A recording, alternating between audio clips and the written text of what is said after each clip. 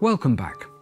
Having learned a great deal about the historical events that helped to forge the Gibraltarian identity in Part 1, its spirituality and consistent resolve were equally addressed by the next speaker of the night, Levi Attias. Good evening, Your Excellency, Deputy Chief Minister, Minister Linares, ladies and gentlemen, friends. Forgive me if I sound nasal. I did call my doctor this morning, and he picked the phone up, and I said, "This is Levi Attias, and I've got a cold." He said, "Well, I regret to tell you there's no solution for either of those conditions."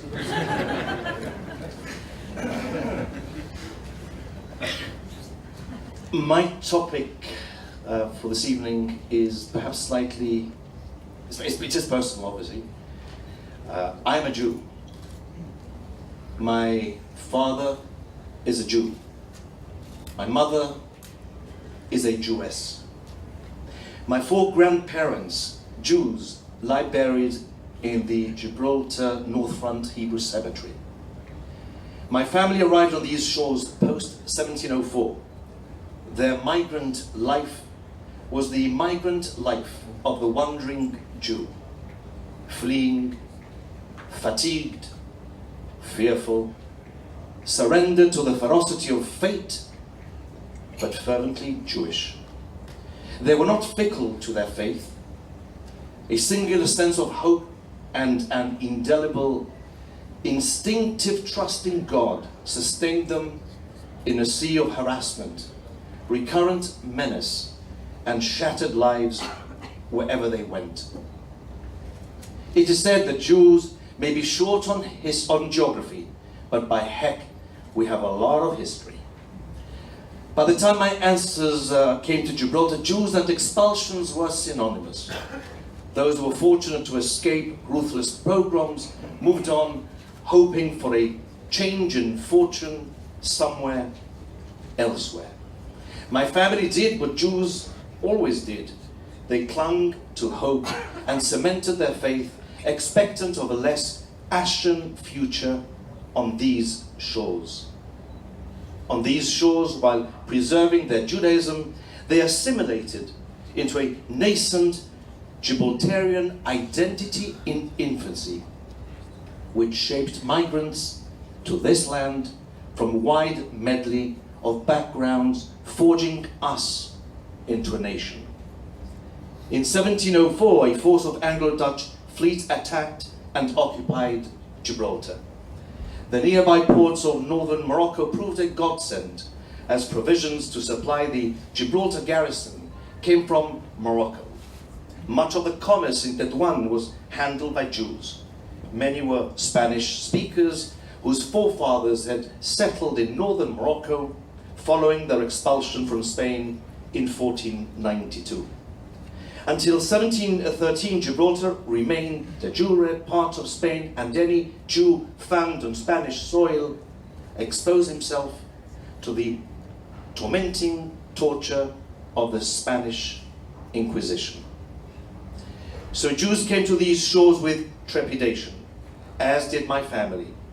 Jews' apprehension was vindicated when in July 1713, the Treaty of Utrecht was signed, and Article 10 imposed the racist condition that Jews or Moors were not to reside or to have their dwellings in the said town of Gibraltar.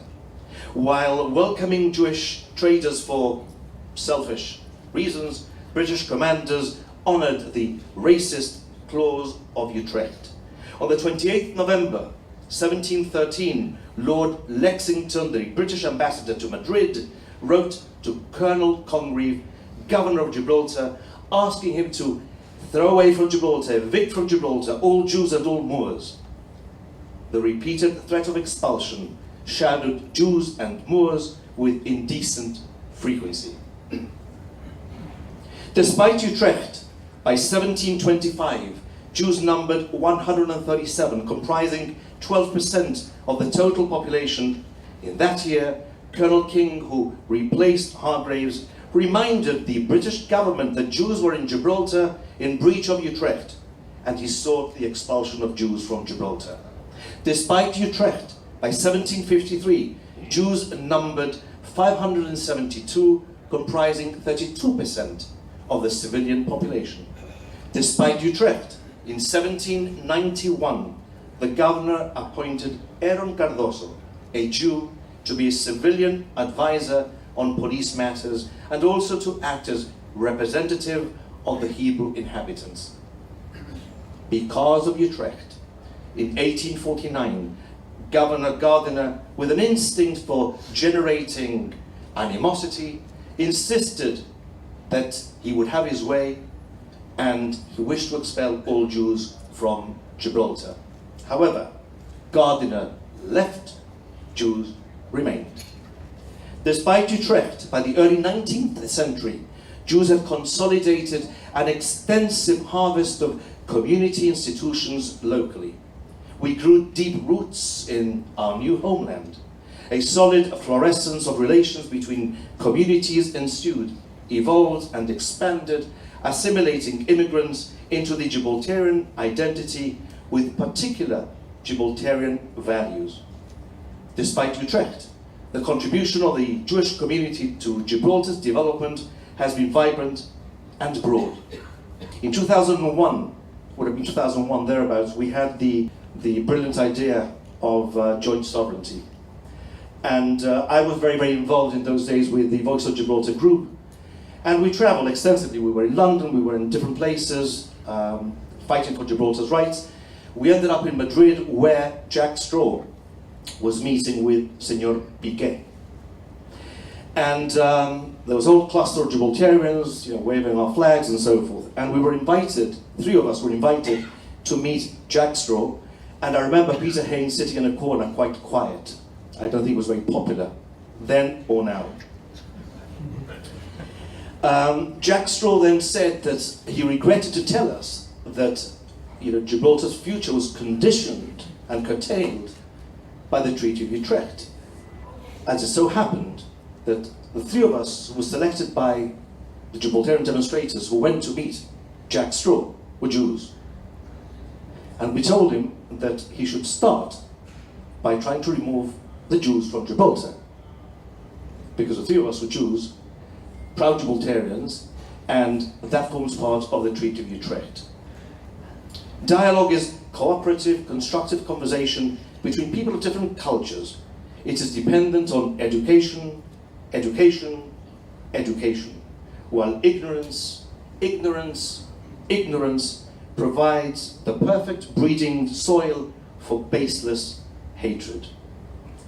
I believe that no religion or culture is beyond discussion or beyond scrutiny or beyond debate, and that's why I emphasize education, education and enlightenment, because that can dismantle ignorance, ignorance and baseless hatred.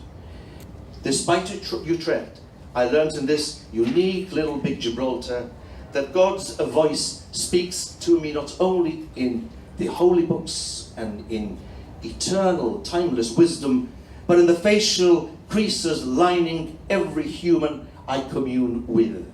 For each face embraces lifetime stories of personal successes and rugged discomfort, hoarded happiness and insufferable indignity. I learned in this unique little big Gibraltar that it's not a matter of seeing different things on the road to spiritual awareness, but in seeing things differently. I learned in this unique little big Gibraltar that the scene is set for us from birth to bond with fellow Gibraltarians and with humanity. Being human is a given. Keeping our humanity is a choice. None of us were free to decide whether we'd be born in the affluent West or in some poverty-stricken country, nor whether the color of our eyes are blue or brown, or whether we are black or white. None of these facts were for us to determine. Yet whether we look upon each other with indifference or compassion is for us to decide. Biology determines our physical height, but we are the architects of our spiritual stature. Our language is determined by our geocultural environment, but whether our words are soothing or jagged is for us to decide. Life doesn't get better by chance, it gets better by choice. And I raise my hand and I plead guilty in front of all of you. Guilty of being in breach of one of the terms of the Treaty of Utrecht. Guilty of being a Gibraltarian Jew living in this, my birthplace, my homeland, my country. With immense pride, I stare at the pertinent part of Article 10 of the Treaty of Utrecht and I plead guilty. Despite Utrecht, we treasure and nurture the mantle of exemplary good relations in Gibraltar. We nurture it for our own welfare. We nurture it for the welfare and pride of future generations of fellow Gibraltarians who will, I am convinced, continue to embrace cultural harmony even in the long shadow of a racist treaty. In closing, I'd like to read to you this ennobling and inspiring poem, for it is in the bridges we build that we find the measure of our success as human beings, and because I feel that this poem encapsulates tremendously the function, the purpose, the raison d'etre of understanding. An old man travelling a lonely highway came in the evening, cold and grey, to a chasm deep and wide, and he looked from side to side. The old man crossed in the twilight dim, for the sullen stream had no fear of him, but he turned when he reached the other side and built a bridge to span the tide. Old man, cried a fellow pilgrim near, you're wasting your strength with building here. Your journey will end with the ending day, and you never again will pass this way. You've crossed the chasm, deep and wide. Why build you a bridge at even tide? And the builder raised his old grey head and said, good friend, on the path I've come, he said, there followeth after me today a youth whose feet must pass this way. This stream which has been as naught to me, to that fair-haired boy may a sad fall be. He too must cross in the twilight dim.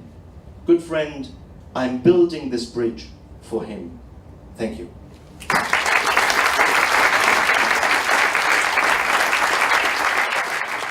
There we have a brief insight into the start of a new group whose mission it is to promote and nurture the very special and unique society that we have here in Gibraltar. Their conference is hopefully the first of many to help us and the world in understanding Gibraltar.